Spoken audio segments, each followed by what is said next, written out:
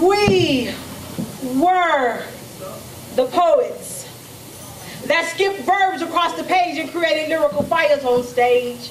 We pulled the sun into the shade. We even made New York hate flame. We were the poets that sparked lines and wrote rhymes. We changed money into time and captivated feeble minds. We elevated stanzas into space. Watched the devil fall from God's good graces, embraced ourselves when these words became powerful enough to make tears roll down faces. We were the poets that changed open hands into clenched fists, crossed mainstream rappers off our lists, elected Obama for the next president, and prayed to God that Cook's change would be heaven sent. We were verbal monsoons, ripping mics in front of jailhouses around high noon, screaming free Mumia in our highest octave, letting them know that we're no longer niggas, nor are we slaves. We braved the wave and we're all the rave when Russell Simmons created Deaf Poetry Jam, and like Sunday Morning Miracles, poetry was saved. We jammed with poetry before it was death. Yeah. We were the poets that sat in between grandma's knees, snapping peas on a mid-July summer breeze, letting our fears go, letting our afros grow, bringing non-believers into the know. We tattooed the names of Katrina victims on our backs, brought 400 years of oppression back. We wish that 911 could have saved us from praying 9,011 prayers for the 9/11 attacks. We stacked the hidden facts, packed them in our journals and backpacks, spread them across the tracks, waited for them to react. The impact? Poets took the seats, passing laws allowing poetry to be written on city streets. We disrespected the beat and still brought the heat, told them that we wasn't writing in bars, but writing for those sitting behind bars with swelling scars. We wrote until they were pissed, showed them that our pens were way more powerful than our fists, and any restrictions to our game would be dismissed. We were the poets that cried when the death of freedom was magnetized. When it no longer rained and no one was saying, we banged on them. But instead of picking up Glock 9s, we fired with our minds. We banged on them. But instead of throwing up gang signs, we showed them the power of the divine. We banged on them. Dissed their labels, kept open their reds and blues, and showed them the truth. We banged on them. But instead of representing Bloods and Crips, we came equipped with the power to get them off that slave ship. We were the poets that finally killed Willie Lynch, buried him along with his ideas in the caskets. We were voluntary revolutionaries. We walked in the light of Nikki, Sonia, and Maya. We walked in the light of Hughes, Baraka, and Kuwami. We protested against these venues that tried to own us, told them that this wasn't a modern day slave trade, that poetry is our art and we don't like to be betrayed. We're mad at how nowadays everybody's a poet, but you're trespassing on sacred ground and you just don't know it. We're mad at how everybody wants to host a poetry venue. We're mad at how they don't think artists get paid. We're mad at how they want us to get on the stage and slay the audience, but they don't want to listen to anything serious. Whoa! We lifted them out of their seats and stood them up on their feet. We gave them something to dream about. We gave them something to think about. We never dropped our pens, and when it came time to strap up and unload on you, we were happy to do it again. We were the poets. So when I first fell in love, I wrote this shit right here. I'm just gonna give y'all a little bit of what I wrote, how I was feeling. I wrote some shit like this. It was the most beautiful day. The air was crisp, and it landed on his chin as he tried to scurry past. It was a sunny day with fair skies. It was a bubble gum popping, lips smacking, ice cream licking, peppermint in my pickle kind of day. Shit, I was in love with that nigga.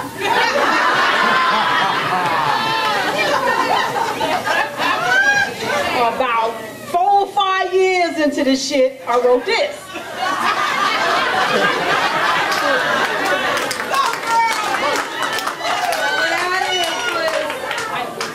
I wrote, mercy, mercy me.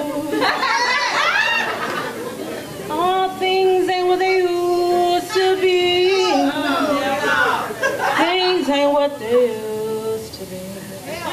Oh no, where did all my blue skies go? Things what they used to be. Something is wrong between you and me. Something is amiss.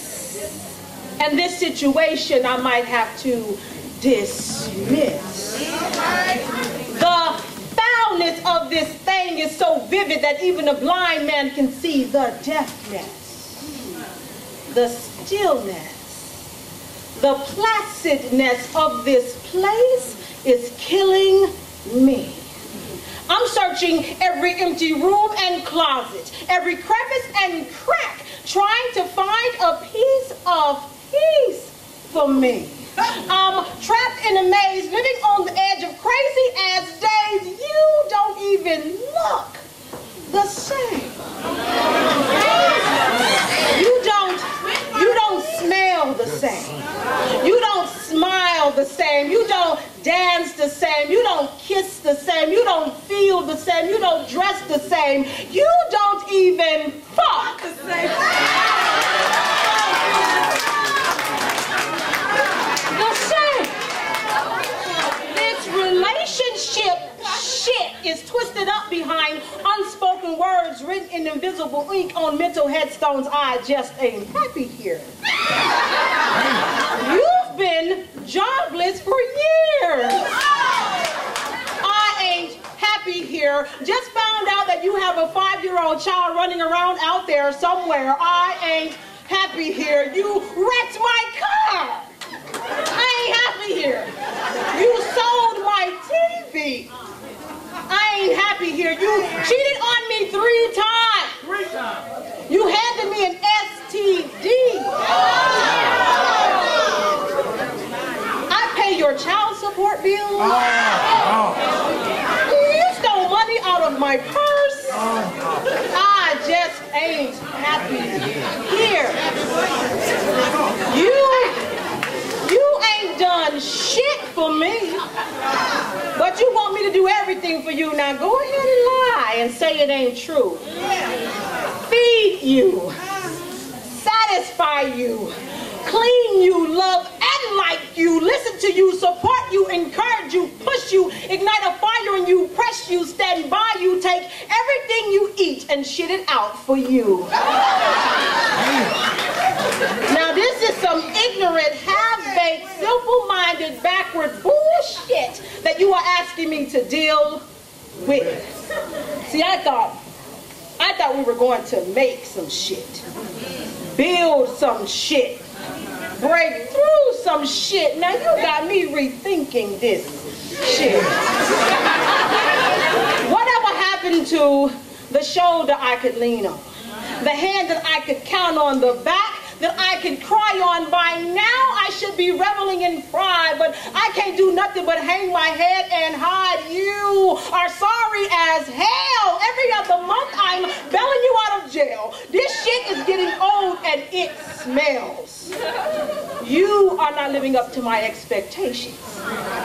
You are not the man that I hired. Your ass is fired. I heard that you were trying to give up. Toss in your towel and bid us adieu. I think not, because I see a hero in you. Through your battle scars, weathered wounds, damaged hearts, and irreparable lacerations, I see through you. Within your cupped masculinity, I see sculptures carved perplexingly. I see your love not as a want but as a necessity. I see your value. I see the significance of your life carved into your laugh lines. I see your sorrow, and they become my secrets, gently wrapped and placed into my forever. I see you standing strong, holding generations of infractions through your lineage. I see you holding fast to that temple of descending familiar. I see worry waves chiseled into the focal points of your always.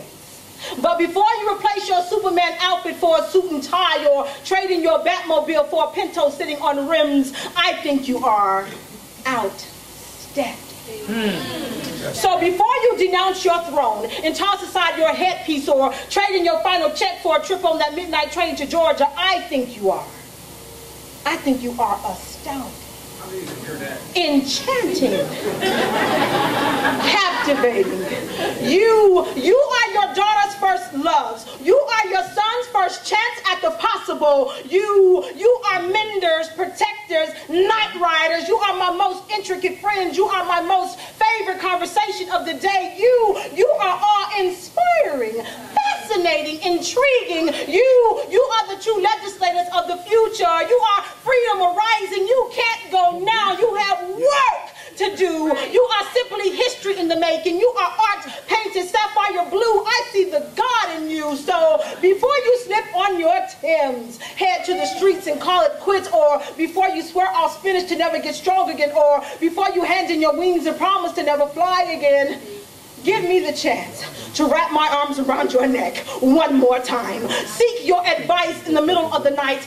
Ask that you just sit with me for a while. Is it possible for me to pull my... Oops, I'm sorry. Is it possible for me to... Sorry. So, right. Is it possible to hold your ear long enough for me to articulate my feelings? Would you allow me enough time to pull my words together? Grant me a few moments to retrieve my memories. Give me the chance to open wide my big mouth and simply breathe the words, thank you. So before you hand in your cape, exchange the surname incredible for unstable, or pour your superpowers into a jar and toss it out a window, if it were up to me on this day, you would be awarded with the key to the city. Your faces will be plastered on the tops of mountains and drawn with the tips of my fingertips along the sides of rivers. Your names will be placed into history books for the next generation to study. If it were up to me, I would host a nationwide barbecue in honor of you. Stand atop the highest peaks and shout your names. Pronounce your legacy to all those willing to listen. Plaster your faces on the evening news to let the world know that yes, this phenomenon is true. So if you would allow me to, before you take your leave, simply mouth the words that I think you are. I think that you are amazing. Thank you.